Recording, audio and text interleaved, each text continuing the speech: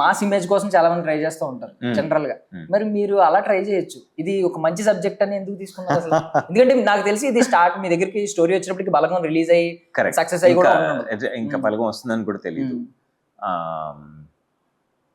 Mass అంటే నేను కథా సినిమా చేస్తున్నాను, షూట్ చేస్తున్నప్పుడు మా కథా ప్రొడ్యూసర్స్ రాజమౌళి గారు, కీరవాణి గారు అందరూ ఫ్యామిలీ ఫ్రెండ్స్ కదా, their family, their all related. Rajamouli గారు అప్పుడే మగధీర రిలీజ్ అయ్యి బ్లాక్ బస్టర్ హిట్.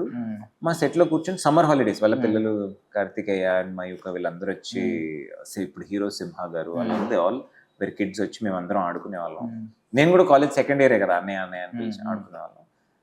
రాజమౌళి గారు కూర్చొని నవల్స్ చదివేవారు, కార్నర్ లో చెట్టు కింద చైర్ వేసుకొని చదివారు. ఒక రోజు నేను ఆయన దగ్గరికి వెళ్ళి, నేను కూడా 6 ప్యాక్ పెంచుతాను, నన్ను కూడా మాస్ హీరో చేస్తారని అడిగితే ఆయన నవ్వి, 6 ప్యాక్ పెంచితే మాస్ హీరో అయిపోరమ్మా, మరి ఏంటి అంటే నీకు ఒక రోజు అర్థం అవుతుంది.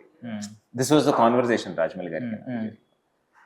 మాస్ అంటే ఏంటి, వెయిట్, ఎక్కువ వెయిట్ అంటే ఎక్కువ మందికి నచ్చడం mass, that is mass. Lungi గట్టి అంటే మాస్ కాదు అన్న విషయం చాలా, ఇది ప్రతి ఒక్కరికి రిలేట్ అయ్యే సినిమా కాబట్టి నా ప్రకారం ఇది మాస్ సినిమానే.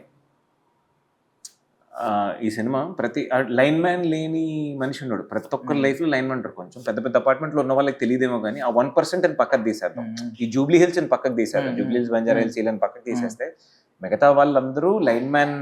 ఇన్ఫాక్ట్ ఊర్లలోకి వెళ్తే లైన్ మ్యాన్ మన ఫ్యామిలీ మెంబర్ లాగా, ఏమైనా గొడవలు ఉంటే కూడా మాట్లాడుకుంటారు.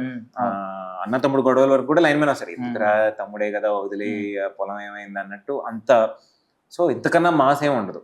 That is my definition of mass. But ఎలా చెప్పారు కానీ మీరు మీ సినిమా మీరు ఇంకా లైన్ మ్యాన్ గెటప్ లో మాట్లాడినట్టు మాట్లాడారు కానీ, బట్ నేను జెన్యున్ గానే అడుగుతున్నాను. ఒక దాన్ని ఏమంటారు, అభిమానిస్తాం కదా కొంచెం, బట్ మేము కూడా అలాగే అనుకుంటాం. బికాస్ మీకు బేస్ వాయిస్ ఉంది, మీరు పవర్ఫుల్ డైలాగ్స్ ఈవెన్ తెలుగు తమిళ్లో చెప్పగలరు. ఇప్పుడు కొండ సినిమా అది వచ్చింది, అది ఎక్స్పెక్ట్ చాలా మంది నేను క్యారీ చేస్తానా లేదా అని అనుకున్నారు, చేశాను. అండ్ కథ కంచి మన ఇంటి కూడా కొంచెం మా సినిమా ఇప్పుడు 1-2 చేస్తున్నాను, ఎక్కువగా రీచ్ అయ్యే సినిమాలు. అంటే మనకు వచ్చు కాబట్టి మనం చేసేయాల్సిన అవసరం లేదు కదా. ఇప్పుడు నాకు ఒకటి వచ్చు, అది చేయడం ఈజీ, రానిది చేయడం ఛాలెంజింగ్ కదా. ఇప్పుడు నా ఎయిమ్ ఏంటి, నేను ఒక పోర్షే కార్ కొనేయాలి, ఇక్కడ జూబ్లీస్లో apartment, that is not my aim. My aim is, ఇప్పుడు ఒక 50 years లేటర్ నేను ఏ బ్రాండెడ్ షర్ట్ వేసుకున్నానో ఎవరికి గుర్తుండదు. ఇప్పుడు ఒక 50 years బ్యాక్ ఓకే, మనం అప్పుడున్న హీరోలు ఎలా ఉన్నారు, వాళ్ళు చేసిన సినిమాలు మాత్రం నిస్యమ్మ అని ఒక సినిమా గురించి మాట్లాడతాం, కరెక్టా, వివాహ భోజనంబు అని చెప్పి ఒక పాట పాడతాం. So that is what stays back. So ఇంకొక 20 ఏళ్ళు 30 ఏళ్ళ తర్వాత my children or my grandchildren or somebody is there, ఏం చేశాడంటే లైన్ మ్యాన్ ఒక సినిమా చేశాడు, అది నాకు 100 కోట్ల లాగా.